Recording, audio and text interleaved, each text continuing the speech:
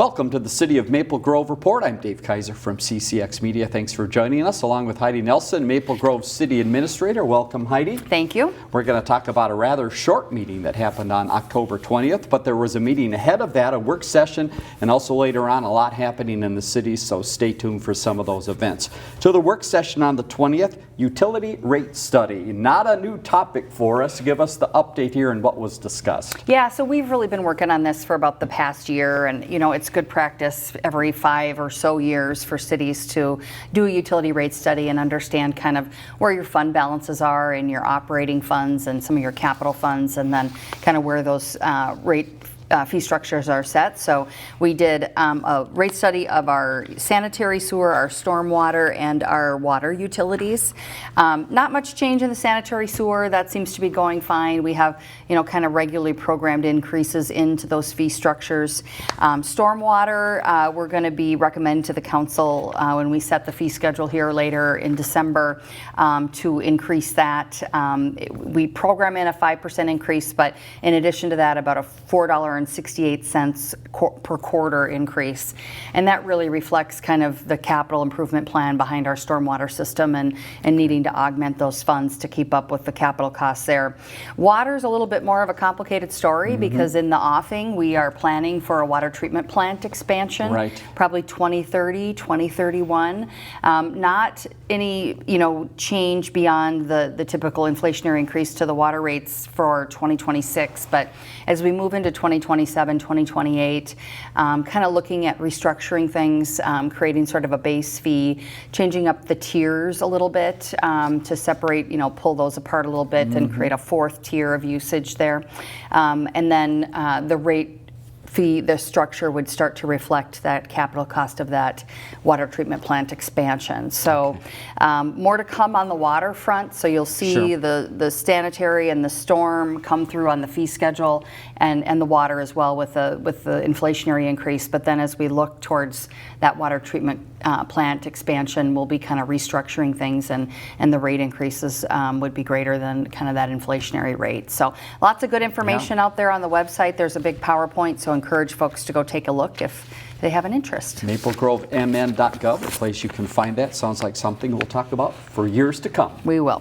To the council meeting on the 20th, about 45 minutes in length. One item pulled from consent, and that relates to the long-term development plan and some transfers. Give us a little background on what that is. Yeah, so it's been our practice to transfer interest from some of our utility funds to the long-term development fund to support some other capital needs in the city, and the council has had some discussion in recent years about ending that practice, and so that fund that we have been supporting, that'll be kind of made whole in 2029, and then those interest dollars would be retained within those utility funds. So this was just sort of confirming that the council's discussed that, and that's their intention. Moving ahead to public hearings, 3 that occurred, and all annual events that happen because the city is looking at some things that might have some outstanding charges. Yeah, so this is part of our annual process to look at any delinquent utility counts, weed and tree accounts, and then this year we also had an abatement where we go out and abate a code enforcement issue. So we always do this cleanup in October of every year. If folks find themselves on one of these lists, they have an opportunity to pay that before November 19th, and that's when it gets certified to the county for taxes for payable in 2026. No real big anomalies here, pretty kind of on trend from past years in terms of those delinquent utility accounts. That's something we pay attention to, if there's something brewing there. But yeah, just an annual process, and those will get assessed to the taxes later this year. All right, and contact the city if you need more information on that. Community economic development, one variance to talk about, a homeowner looking to do a little add-on. Yeah, so this is a house on Mariner Drive, and just needed kind of a sliver of a variance on the side yard to make an addition work there that made sense to the Planning Commission and the City Council, so that one got approved. Next item, Bellow Woods. We've talked about this quite a bit, and this is another piece of that puzzle. What are we talking about here? Yeah, so Bellow Woods, this is happening up in the northwest quadrant of the city, kind of in the Hindu Temple area, the Evanswood development area, if you're familiar, north of where the new elementary school is being constructed up there. So this is a portion of the Bella Woods development. This is 24 lots, single-family lots that'll be developed up there. It's in a T-zone, so some sort of a lot of attention paid to tree preservation and how those lots will be graded up there. But this was sort of their final approvals there, so we'll likely see some development there in the spring. All right, upcoming items in this department. The first one is actually one that happened. A lot of excitement in town and a lot of dignitaries in town recently. What happened? Yeah, so Monday we celebrated the ribbon cutting for the new Boston Scientific Arbor Lakes campus there. That's right along 694, just west of 169. New 400,000 square foot campus there. Major investment that'll support job growth and advance cutting edge research in cardiovascular health. So very impressive facility. The lab space that they have in there, the ability to bring in medical professionals to sort of understand how their devices work, that type of thing. Very beautiful new facility that will host over maybe 1,400 jobs in that facility, and all great jobs for the community. So Governor Tim Walz was on hand for the ribbon cutting. Mayor Stephenson was also a speaker there. Our local legislators present, a lot of leadership from Boston Scientific, from around the country, and then community partners to celebrate this. Deed, of course, a big partner with the city on helping to bring this continued investment with Boston Scientific to Maple Grove. So pretty big day for Maple Grove. Yes. It's sort of the crown jewel out there along 694 in that Arbor Lakes Business Park area. So we're really proud of that, and grateful for Boston Scientific's trust and continued investment here in Maple Grove. They're just a great community partner. So congratulations to them. And we have another 60 acres kind of north of the Boston Scientific Arbor Lakes campus there that's yet to go in terms of this type of development. Okay. So more to come there as well, but very exciting day here in Maple Grove on Monday. So did they mention how much of the building is already in use and full of employees, or is that a phased process, I would take it? It is a phased process that they'll be transitioning some staff from the Weaver Lakes campus. The Weaver Lakes campus is going to transition to more production manufacturing, and they're going to be moving more of their kind of R&D lab executive space over to the Arbor Lakes campus. So kind of a transition time, but there's already folks over there working in the building, enjoying that new space. Very good. Congratulations to Boston Scientific. Coming up, a Planning Commission meeting on the 10th of November. What is potentially on the agenda? Yeah, a couple items for consideration. Fernbrook Senior Housing, which is at the corner of County Road 30 and Fernbrook Lane there.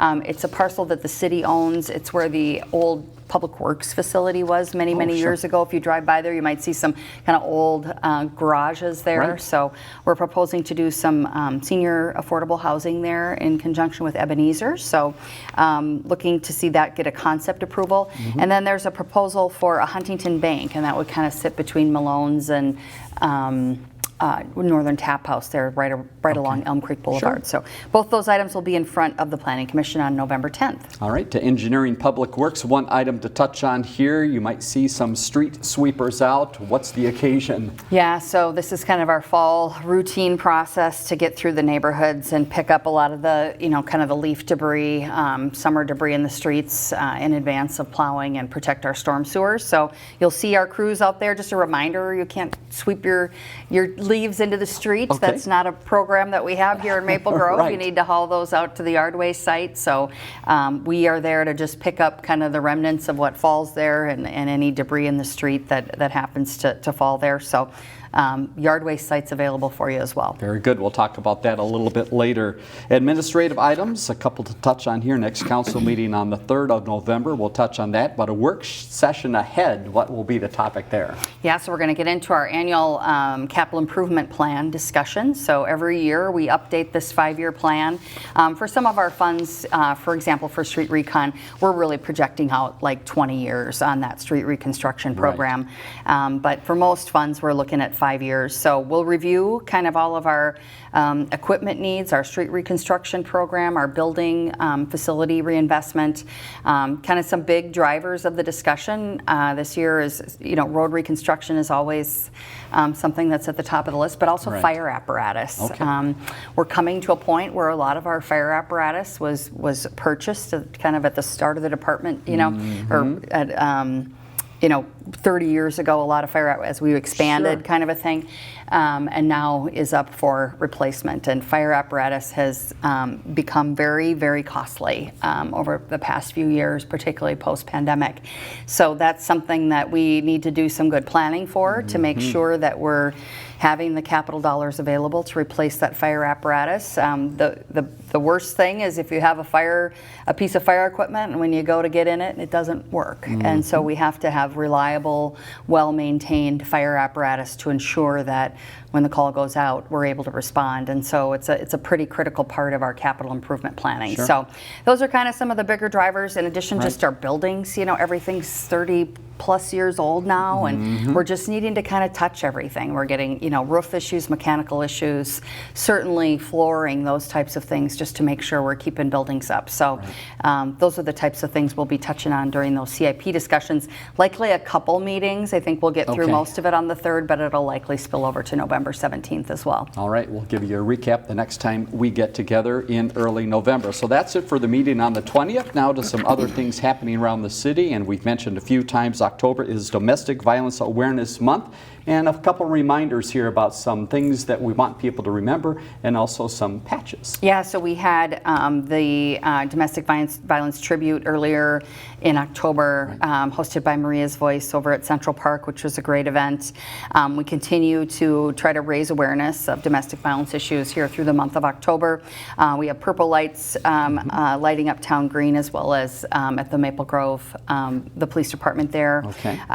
Doing some billboards out on I-94 to raise awareness that way. And then, of course, our Maple Grove Police Department has their purple patches on their uniforms throughout the month of October to raise awareness about domestic violence, including prevention and education efforts. And if you want to be part of that and show your support, you can purchase a patch for $10 at the Public Safety Facility Police Department there, and that will benefit a local domestic violence prevention program. So a big month for us here for domestic violence in October. All right, here's something that was big that happened through the fire department. They were recently out looking at some homes for something specific. What were they looking for? Yeah, so this is always, they do this on a Saturday.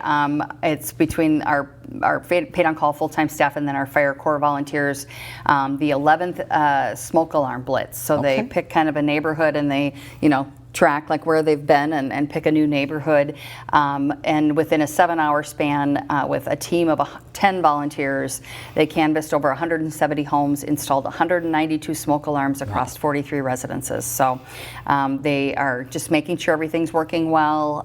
Batteries need to be replaced in those smoke alarms, that type of thing. So just something to really be paying attention to. We do continue to see structure fires in our residential areas. We had a bad house fire up in the Evanswood neighborhood recently. So very important piece. And since this program began 5 years ago, more than 1,600 smoke alarms have been installed. Great. So hopefully we can save all those homes that we're touching should a fire become a risk there. What a fantastic program. Here's another great program, and you have a partner for this, Mayor for a Day essay contest. Kids, get ready to write. How do we do this? Yeah, so the League of Minnesota Cities is accepting entries from 4th, 5th, and 6th graders throughout Minnesota for their Mayor for a Day essay contest. The essay question centers on city service. On the city service, kids would improve if they were in charge. Okay. So if I was mayor for the day, what would I do here? All right. The deadline for essay submissions is December 13th. It's on the league website, lmc.org, and we do outreach to all of the schools here in town that have those 4th, 5th, and 6th graders, and encourage them maybe to incorporate this into a civics class or something and participate with the League of Minnesota Cities. We have had an essay selected from our community in the past, which is always fun to bring them into a council meeting and recognize them. So hoping that happens again this year. All right, kids, get busy, get out there writing. Here's another neat program the city has, working with Green Corps on volunteers. A new volunteer is coming or already there? She's already with us. Right. Yeah, Nina Gropp joined our Community and Economic Development team as a Minnesota Green Corps member.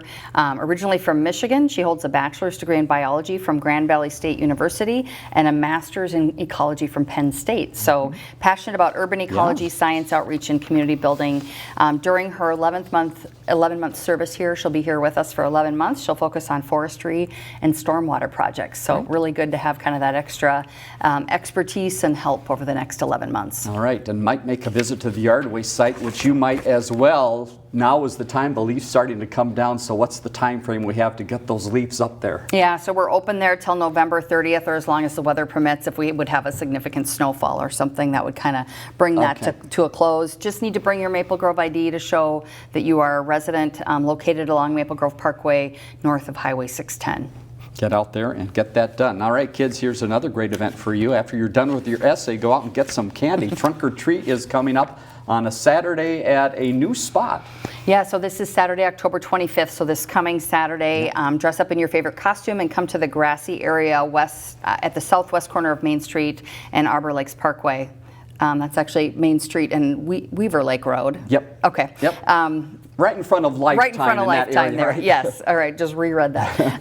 And the free event runs from 1 to 4. Lots of fun activities, treats, costume contests to celebrate Halloween. This is always a big event every year. So this Saturday, October 25th from 1 to 4. And they've encouraged some parking in the library ramp as well. Yes. So if you need to get some space, you can do that there. And it's moved over because of the community center project. A lot of activity, as you know, happening there. What is the update? How are things looking inside and out? Yeah, it's really coming along. They got that northwest parking lot reopened, so nice. Access is still a little complicated. If you come in off Weaver, you can only access the lot closest to the community center front door. So to get in that northwest lot, you got to come in kind of in behind Cub there on Grove Drive. So still pay attention to when you're coming. Know that you might have to park a little further away and walk. But good to see progress on getting those parking lots wrapped up there. So the lobby restrooms, the TCO rink restrooms, the concession spectator bleachers, and the third rink are all moving ahead here. Nice. We're hoping to have those in play here by mid-December. And then the exterior facade of the TCO rink is also taking shape. So things are starting to come along and get buttoned up over there. People getting excited about that. It will be here soon. Let's talk about some of the parks around town. A lot of work happening and wrapping up some projects here as we get to fall. What can people expect out there and what have they seen? Yeah, so we've done a lot of play equipment projects at South Elm Road Park and Upper Park at Weaver Lake, and then repairs were also made to the Central Park playground surface. We had some paving projects for tennis, pickleball, and baseball courts at Elm Creek School and Teal Lake Park, and those have been completed. Park Trail repaving project around Arbor and North Arbor Lake has been completed, and that was part of, kind of wrapped that into that mill and overlay that we did there kind of on North Main Street in Lakeview. So that's nice to have those fresh trails in that area. And then just a lot of projects to prepare for the winter, concrete repairs, tree replacements, plantings. We got to blow out a lot of irrigation, so it's a busy time in the parks staff to get ready for winter. It certainly is. Here's a couple other fall transition things that are happening. First is the sports dome. What's the timing on the dome? Yeah, so we're hoping to get that up and available by around November 3rd for sports activities as well as the walking track. Remember, that's available to residents during certain hours, free of charge to walk inside the dome. So that's an exciting time to get that dome up and ready. Farmers Market moves inside of the community center. About 20 vendors are expected for these fall markets. We have November dates on Thursday, the 13th of November, and then it shifts to Tuesday right before Thanksgiving. Tuesday, November 25th to get all your Thanksgiving goodies, and the times there are from 3 to 6 p.m. Yeah, lots of good things there. Membership sale time at the community center, something that happens annually as well. What are the dates and what are the deals? Yeah, so our annual membership sale goes from November 1 to the 7th. Membership options include all building, pool only, or pickleball. For annual memberships, both new and renewals, members will receive a complimentary 5-visit punch card. The card may be used to bring guests or given as a gift, so kind of an extra benefit this year for living with us through this construction. Sounds good. All right, one final event to mention here. Veterans Day ceremony is coming up. This this is a big event with a Yeah. number of partners for this. Tell us more details. Yeah, so this is put on by the Maple Grove Beyond the Yellow Ribbon and the Osseo Maple Grove American Legion. This event will take place at the Veterans Memorial at Central Park at 11 a.m. on Tuesday, November 11th, Veterans Day. Just a great opportunity to recognize all veterans who have served protecting our freedom and our country. So join us on Tuesday, November 11th at 11 a.m. at Central Park. Yep, outside event, so dress appropriately. Yes. It might be a little chilly there. Heidi, thanks so much for the information. Of course. Appreciate the update. Let's leave you with some more information. And again, you might want that website. A lot of information we passed along that is available on the website, maplegrovemn.gov. Next council meeting, Monday, November 3rd, 7:30 at the Government Center. For Heidi Nelson, I'm Dave Kaiser. Thanks for joining us on the City of Maple Grove Report.